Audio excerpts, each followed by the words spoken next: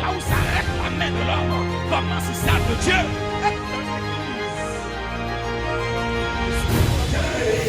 La Bible dit, voici une jeune dame du nom de Ruth. Une jeune dame du nom de Ruth. Ruth la Moabite. Ruth qui n'est pas juive.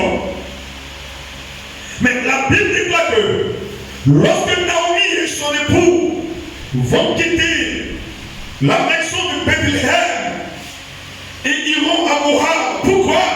Parce que la Bible déclare que la famille a surgi à Bethléem. Retenez que Bethléem signifie maison de paix. La Bible dit il y a eu un problème, un manque à Bethléem. Lorsqu'il y a eu un manque de paix à Bethléem, Ruth, qui est moabite, était dans son pays. Et c'est ainsi que Naomi et son époux sont arrivés là-bas avec leurs enfants. Vous connaissez bien l'histoire. Le coup est mort, les deux enfants sont morts, et ainsi Naomi, qui signifie la gracieuse, la grâce, décide de se retourner dans sa vie, dans son pays. Et pendant qu'elle décide à réfléchir pour se retourner, elle demande à ces deux belles filles, Orpa et Ruth, vous restez ici car vous êtes dans votre pays. Mais la Bible dit que Ruth dit non, moi je vais te suivre. Moi je vais te suivre. Mais bien, Naomi dit à Ruth, l'âge que j'ai, quand est-ce que j'aurai un enfant, la loi je l'écrirai, pour que je ne pas grandir afin que tu puisses le poser. Cette chose est possible. Donc, reste ici et refais ta vie. Ruth dit, je vais te suivre, car ton Dieu sera mon Dieu, ta patrie sera ma patrie. Et si la Bible déclare qu'ils vont prendre le chemin pour Bethléem, et pendant qu'ils étaient en chemin, les femmes de Bethléem ont percevoir Naomi, et elles disent, voici Naomi qui arrive. Et Naomi dit non, ne m'appelez plus Naomi, mais appelez-moi Mara, qui signifie amertume, car l'Éternel m'a rendu amer. L'Éternel n'a pas rendu la vie de Naomi amère. Il peut arriver un moment donné, bien aimé, que même dans la maison du pain, le pain peut arriver à manquer. Bethléem signifie maison de paix. Alléluia. Il peut arriver, bien aimé, qu'il ne peut pas y avoir d'action de Dieu dans ta vie. C'est-à-dire, tu dois quitter Bethléem. Le silence de Dieu est constructeur. La Bible dit, c'est ainsi que Naomi va suivre, et Ruth va suivre Naomi, et ainsi les deux femmes vont arriver à Bethléem. Ruth, dans sa démarche, dit, je ne peux rester braboisé, je dois aller clamer dans les champs en vue d'avoir quelque chose. La parole de Dieu déclare qu'elle va clamer, donc elle va travailler. Et lorsqu'elle travaille, la ration du jour qu'on donne à cette dame, elle mange un peu et elle met un peu dans son sac.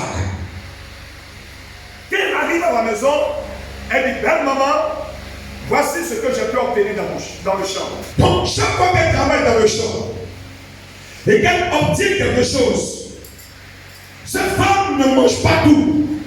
Cette femme ne consomme pas tout. Quelque part qu'elle a eu un dîner, elle brûlait pour elle et la porte pour Naomi. Qu'il part dans le champ et qu'elle reçoit 2 morceaux de pain, elle mange un morceau et elle apporte un morceau à sa mère. La Bible dit, vu la manière de faire de Ruth, vu la démarche de Ruth, vu le comportement de Ruth, vu l'amour que Ruth témoignait à Naomi, Naomi une nuit s'est levée. Et Naomi a dit à Ruth, lève-toi et ouille-toi. Bien aimé, honorer un père, honorer une mère est source de bénédiction. Chaque nuit nous sommes dans le prophétique et j'aimerais te parler d'un homme prophétique bien aimé. Honorer un père, honorer une mère est source de bénédiction. David est entré dans sa grâce parce que David a écouté la parole de son père. Son père lui a dit, prends de la nourriture et va sur le champ de combat, de bataille, et apporte de la nourriture à mes frères. C'est quand il est arrivé qu'il est tombé, bien aimé, sur le défi que Goliath est venu lancer à l'armée de Dieu. C'est parti de là que les choses ont changé. Joseph a écouté la voix de son père. Et c'est ici que la destinée de Joseph va s'accomplir. Jésus dit, je ne fais rien de moi-même, mais tout ce que vous me voyez faire, c'est parce que j'ai vu le Père le faire que je le fais. Dans l'honneur est rattachée une puissance. Dans l'honneur est rattachée une grâce. Alors Naomi avait le secret du mariage, le secret de la stabilité, le secret du bonheur, le secret de comment faire pour y entrer dans ta destinée et dire à Ruth, ton comportement m'a plu, ta démarche m'a plu, ta manière de faire m'a plu. Alors ma fille, il faut te lever. Ma fille, il faut te laver. Ma fille, il faut te oindre. Va, découvre les pieds de Boaz. Ne te fais pas connaître à lui, couche-toi à ses pieds. Lorsqu'il va se réveiller, il te dira lui-même ce que tu voudras faire. La Bible dit que Ruth a obéi textuellement à ce que Naomi a dit. Et ainsi, lorsque Boaz se réveille, Boaz comprend qu'il y a un message que Ruth envoie, mais le message c'est un message de rachat. Car les pieds en Israël sont le symbole du rachat. Ça va la Bible dit dans Genèse. Idiosément, la femme aura sa descendance. Tu blesseras le talon de la descendance de la femme, mais sa descendance écrasera ta tête. Parce que le pied est le symbole du rachat. Alléluia. Alléluia. Lorsque Moïse se présente au buisson Adam, la Bible dit, l'Éternel dit à Moïse, ôte tes souliers, enlève tes sandales de pieds. Et Moïse va se déchausser. Mais à la vérité, le message que Dieu donne à Moïse, oui, je vais t'utiliser comme un prophète. Je vais t'utiliser comme un élu. Mais à la vérité, c'est moi seul qui ai la capacité de racheter. J'ai un instrument entre mes mains. J'ai un prophète que je vais utiliser. Mais celui qui a le pouvoir de racheter, Moïse, ce n'est pas toi, mais c'est moi. C'est pas l'Éternel nous dit, jette ton bâton. Et il jette le bâton se transforme en serpent. Et l'Éternel lui dit, abaisse-toi et attrape sa queue. Parce que ce n'est pas toi qui dois écraser sa tête, mais c'est le Seigneur Jésus-Christ qui écrasera la tête du serpent. Alléluia. Donc c'est ce message qu'il m'a envoyé. La Bible dit, ainsi, lorsque Ruth va obéir à ses paroles, Boaz, qui était un parent de Naomi, qui devait racheter Ruth, Boaz va dire, il y a un parent qui est plus proche que moi. Et ils vont voir le parent, et le parent le plus proche est dans la capacité de racheter Ruth. Donc, il prend Ruth pour femme, il va se déchausser pour dire, je n'ai pas la capacité de rachat. Et c'est ainsi que devant les anciens, Boaz et Ruth décident de cheminer. Mais une parole sort de la bouche des anciens. Les anciens disent à Boaz, il dit, fais-toi un nom. Fais-toi un nom. Dis à quelqu'un auprès de toi, fais-toi un nom. Bien, ce soir, c'est une question de se faire un nom. Dis à quelqu'un, fais-toi un nom. Non, je n'entends pas bien. Dis à quelqu'un, fais-toi un nom. Je ne parle pas d'un nom, mais je dis fais-toi un nom. La Bible dit, tout le peuple qui était à la porte et les anciens disent, nous en sommes témoins que l'Éternel rende la femme qui entre dans ta maison semblable à Rachel et à Léa, que toutes les deux ont bâti la maison d'Israël. Manifeste ta force dans Ephrata et fais-moi un nom dans Bethléem. Manifeste premièrement ta force dans Ephrata et que fais-toi un homme. Donc, pour se faire un homme, il faut manifester sa force. Ephrata signifie ouvre-toi. Le nom Ephrata signifie ouvre-toi. Aussi longtemps qu'il y a des blocages au-devant de toi, il y a des obstacles au-devant de toi, tu ne peux pas te faire un homme. Il y a des personnes qui parlent au nom d'un cousin, au nom d'un frère, au nom d'une soeur. Mais toi, tu peux parler à ton nom. J'ai croisé un jour quelqu'un qui me dit, tu sais qui je suis, mais je m'attendais à ce qu'il puisse vraiment me dire qui il est. Il me dit non, il est le fils spirituel de Papa Inaoussa. Je dis wow. Mais toi, qui peut mettre sa main au feu pour dire qu'il est ton fils spirituel? Donc, ne prends pas le nom du doyen pour m'intimider. Il se fait un nom. Mais toi, est-ce que tu te fais un nom? C'est très important. Sous d'autres aussi, on va faire savoir que lorsqu'on dit Côte d'Ivoire, il y a des gens qui ne savent pas de quoi, de quel pays il s'agit. Mais quand on dit le pays de Didier Koba, les gens disent ah, ok.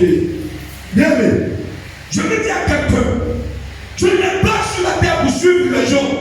Tu n'es pas sur la terre pour accompagner les gens. La vérité, tu dois te faire un nom. Je suis le fils de temps. Oui, il connaissait ton père. Il a construit pour lui. Il a réalisé pour lui. Il s'est fait un nom. Mais aide toi-même. Et toi-même. Je veux parler à une personne ce soir. Je veux parler à une personne ce soir. Tu dois te faire un nom. Tu ne dois pas vivre dans l'anonymat. Tu ne dois pas vivre aux oubliettes. Tu dois œuvrer. Et la Bible dit, fais-toi un homme. Ah oui, ça va. Regarde juste quelqu'un et dis à cette personne-là, fais-toi un homme. Bien-aimé, nommer, c'est créer. Le nom est un pouvoir. Le nom est une puissance. C'est pas tout ce que Dieu a voulu impacter dans la Bible. Dieu a changé le nom. Parce que, bien-aimé, nommer, je dis, c'est créer. Renommer, c'est recréer. Quelqu'un s'appelait Abraham. Et puisqu'il s'appelait Abraham, il ne pouvait pas concevoir. Il ne pouvait pas obtenir la promesse de Dieu. Et Dieu lui dit, on ne va plus t'appeler Abraham, mais ton nom sera Abraham. Sa chérie s'appelait Sarai. Dieu dit non. Pour être la mère d'une multitude, tu dois changer ton nom. Ton nom ne sera plus Sarai, mais dorénavant ton nom sera Sarah. Quand Dieu veut impacter ton histoire, impacter ta destinée, d'une personne bien-aimée ton nom. C'est pas bien-aimé. Vous qui donnez des noms à vos enfants, sans révélation du Seigneur, vous êtes en train de commettre des erreurs graves. Le nom bien-aimé reflète la personnalité. Le nom reflète la personnalité. J'ai entendu des gens qui s'appellent Kanga. Mais Kanga, je crois qu'Amani signifie esclave. Tu parles le nom d'un esclave et tu peux dominer. La Bible déclare par la bouche de Salomon, il dit c'est une abomination que le prince soit à terre et que l'esclave soit sur le cheval. Alors quel est le nom que tu poses? Il faut que tu aies un nom. Non, fais-toi un nom. Fais-toi un nom. Le nom bien-aimé révèle l'identité d'une personne. Le nom présente le présent et le futur d'une personne. Le nom peut informer sur la nature d'une personne. Le nom peut déterminer l'avenir et l'aspiration d'une personne. M signifie la vivante ou la mère de tous les vivants. Noé signifie garder. Jacob signifie usurpateur. Et avant que Dieu ne puisse le bénir, Dieu lui dit: quel est ton nom? Quel est ton nom? Il dit: mon nom c'est Jacob. Alors lui dit: ton nom ne sera plus Jacob, mais ton nom sera Israël. Qui bien sait que lui veut se faire un nom? Oh. Dieu l'éternel, Dieu dit: tu dois te faire un nom. Le domaine dans lequel tu es, construis-toi un nom. Le milieu dans lequel tu es, construis-toi un nom. La dimension dans laquelle Dieu veut évoluer avec toi, construis-toi un nom. Je te dis, fais-toi un nom. Et je veux dire à quelqu'un ce soir, dans la dimension prophétique, tu dois monter dans le règne de l'Esprit de Dieu et dire: je dois me faire un nom. Mais voici ce qu'il lui dit: manifeste ta force. Manifeste ta force dans Ephrata. Et fais-toi un nom dans Bethléem. Avant de te faire un nom, tu dois manifester ta force. Tu dois manifester ta force. Il manifeste ta force dans Ephrata. Manifeste ta force. Les lâches, les paresseux, les négligents, les peureux, bien-aimés, ne peuvent pas se faire un nom. Pour se faire un nom, tu dois manifester ta force. J'ai dit Ephrata signifie ouvre-toi. Quand tu ouvres-toi, c'est qu'il y a un obstacle. Tu dois lutter comme Jacob a lutté. Jacob s'est fait un nom. Aujourd'hui on dit Israël. Israël, Israël, Israël. Au point où Dieu dit: oh, celui qui bénira Israël sera béni. Et celui qui maudira Israël sera maudit. Il s'est fait un nom.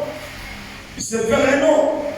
Auparavant, son nom était Jacob. Jacob l'usurpateur. Jacob le tricheur. Jacob le voleur. Mais Jacob, bien-aimé, a été face à face avec l'ange.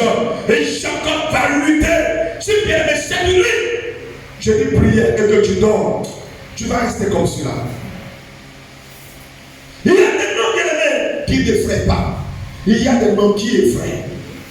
Ceux qui ne connaissent pas là, c'est Jésus-Christ de Nazareth. Bien-aimé, il fallait manifester le règne de Dieu. Il faut manifester, bien-aimé, le règne de Dieu. C'est que Dieu pose le règne de Dieu là où tu passes. Dieu pose la Seigneurie de Jésus là où tu passes. Dans la famille, les choses ont commencé à changer. Mais bien-aimé, pour y arriver là, tu dois manifester le règne de Jésus. Et ça se passe dans la prière, dans la consécration, dans le jeûne, dans la méditation de la parole de Dieu. Sinon, tu deviens la chrétienne de ta famille. Non, non. C'est que quand on dit ton nom là, celui qui voulait se convertir là même là, il retrouvera. Mais alors, ton nom doit être un témoignage de conversion. Quelqu'un va dire: si tu as fait pour elle, Dieu fera pour moi. Si Dieu l'a touché, Dieu me touchera. Si Dieu l'a béni, Dieu me bénira. Je vais libérer cela sur ta vie dans le nom puissant de Jésus. Je vais libérer cela sur ta vie dans le nom puissant de Jésus. Que la main puissante de l'Éternel vienne sur toi. Que l'Éternel commence à te lever dans le nom puissant de Jésus. Que l'Éternel te lève au nom puissant de Jésus. Dans le domaine où tu es, que Dieu te permette de construire un nom. Que Dieu te permette de construire un nom. Tout esprit de la médiocrité te libère au nom de Jésus. Je prophétise sur ta vie. Je relâche une parole de Dieu sur ta vie. Que là où il est, là où il est, là où il est, là où il est, tu t'es rejeté. Que demain, après-demain, tu sois clamé là-bas dans le nom de Jésus. Amen. Et manifeste ta force à Ephrata. Manifeste ta force. Vous te faites vous lever. Ma péchissez. Tu et te construire un nom. Si tu ne te construis pas un nom, tu seras piétiné. Si tu ne te construis pas un nom, tu seras rejeté. Construis-toi un nom. Fais-toi un nom. Mais ce nom, tu le fais aimer par la prière. Vous savez, lorsque vous avez une famille qui est religieuse, c'est compliqué qu'une famille qui est païenne. Oui, bien, mais moi, je sais de quoi je parle. J'ai vu les familles païennes et puis j'ai vu les familles religieuses. La famille religieuse est beaucoup manqueuse. Elle est beaucoup hypocrite. Tu viens parler de Jésus. Tu es vu comment dans la famille? Tu es perçu comment là où tu passes? Il faut changer de données. Nous sommes en Jésus. Non, Seigneur, dis c'est pas 15 millions, je ne vais pas entreprendre. Tu n'as pas envie d'entreprendre. Tu n'as pas envie de réussir. Il dit, on lui dit non, le verre lui a manqué. Il dit, mais où sont les vases destinés à la purification des Juifs? Il dit, prenez de l'eau et mettez-y. Vous savez, ces vases sont fait quoi? Ces vases sont destinés à la purification. Donc ce sont des vases réservés. Ce ne sont pas des vases qu'on utilise au quotidien, mais c'était des vases sacrés. Donc l'eau ne s'est pas transformée dans n'importe quel récipient. L'eau s'est transformée dans un récipient consacré. Alléluia. Les gens sont là. L'eau s'est changée, mais l'eau ne s'est pas changée dans celle qu'on utilise tous les jours. Je vais dire à quelqu'un, qu'il me compte chez soi, nous sommes priés. Mais, Gogo, dis à quelqu'un, au plus de toi, fais-toi un nom. Quand tu te fais un nom, les choses changent. Pour que toi, tu te fasses un nom. Dans ta famille, fais-toi un nom. Dans ton domaine d'activité, fais-toi un nom. Quand tu attaques Caterpillar, c'est un nom de famille. Colgate, c'est un nom de famille. Hein? Coca-Cola, c'est un nom de famille. Mais bien aimé, quand on est dans le nom de famille, là, et bien on est là. Non pas que tu es épuisé, mais tu te bats. Moi, je suis ici, mais bien aimé, je n'ai pas dormi. C'est ce matin que j'ai eu un peu de sommeil. On a vu les je suis allé puis je suis dans la prière. Je prie, je prie, je prie, je prie, je prie. Parce que la Bible dit, c'est ta résolution que vous prendrez le succès. Vous voulez que Dieu vous bénisse. Quelle est votre détermination? Jésus même dit qu'il y a une femme qui allait voir un juge unique, un juge qui ne craint pas Dieu.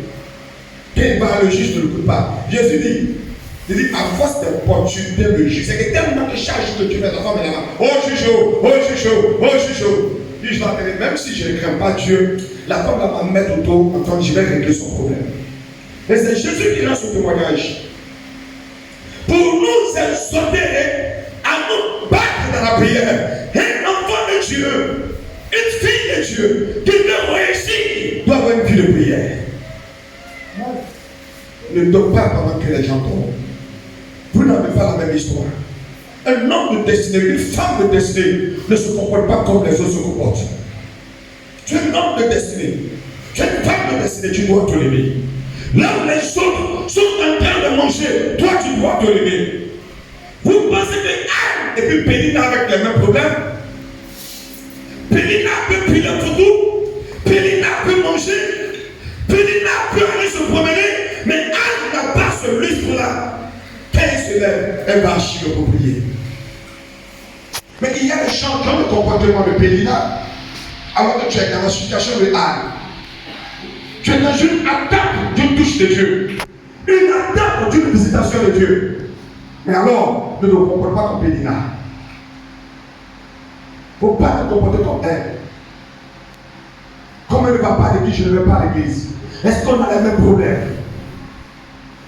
Quand elle ne prie pas, je ne prie pas. Est-ce qu'on a les mêmes problèmes? La profondeur de ton problème, la profondeur de ton problème, ou la taille de ton problème, doit déterminer la taille de ta prière. On ne soigne pas, bien aimé, un bouton sur un visage de la même manière qu'on soigne une plaie sur un visage. Les applications ne sont pas la même chose. Pourquoi? Tu as dit 3 jours de prière, 3 jours de prière, mais c'est parce que tu veux de te construire un nom. Tu dois être témoignage dans ta famille. Tu dois être témoignage. Aujourd'hui, nous crions le nom de Anne. Nous chantons Anne. Nous apprécions Anne. Parce que Anne s'est levée. Est-ce que, à ma péché, est-ce qu'il y a des hommes qui disent, moi, je dois me faire un nom? Dans le Seigneur. Mais ce nom-là, il dit, manifeste ta force. Manifeste ta force à Ephrata. Manifeste ta force à Ephrata. Et fais-toi un nom à Bethléem. Que Dieu bénisse quelqu'un. Et que la main de l'Éternel soit dans la vie de quelqu'un. Je vais dire un peuple de Dieu en ce lieu. Chaque nuit, Dieu veut que tu te fasses un nom. À cette période de fin d'année, tu ne peux pas entrer en 2024 de la même manière que tu entres en 2023. Tu dois être un homme résolu, une femme résolue pour dire, moi, je dois me construire un nom. Je dois me construire un nom. Les gens avaient une vision et les gens se sont battus pour leur vision. Les gens avaient une vision et ils se sont battus pour leur vision. Les gens se sont levés tôt le matin pendant que d'autres étaient en train de ronfler. Et ils se sont fait un nom. Ils se sont fait un nom. Tu es chrétien, quel est le nom que tu te fais? Ça va se faire dans la prière. Ça va se faire dans la consécration. Ça va se faire dans le service, dans la maison de Dieu. Puisque tu es en train de servir Dieu. Ruth a servi auprès de Naomi. Ruth n'a pas privé de ce qu'elle avait de bien à Naomi. Ruth était fidèle à Naomi. Et c'est ici que Ruth, qui est une incestueuse, est devenue l'ancêtre de Jésus-Christ. Tu prends Matthieu chapitre 1, tu trouves le nom de Ruth. Pourquoi? Elle s'est fait un nom. Elle s'est fait un nom. Seigneur Jésus. Seigneur Jésus. Tout obstacle. Devant ma destinée. Soit ôté. Et détruit. Au nom de Jésus. Père. Ce soir. Tu m'ordonnes. De me faire un nom. Je déclare. Tout Goliath. Qui m'empêche. De me réaliser. Tout Goliath. Qui m'empêche. D'accéder au palais. Cette nuit. Tombe. Ésaïe 57, 14. Oui. On dira. Frayez. Préparez le chemin. Enlevez tout obstacle. Du chemin de mon peuple. Voici ce que Dieu dit. Il dit, on dira, frayez, préparez, enlevez tout obstacle du chemin de mon peuple.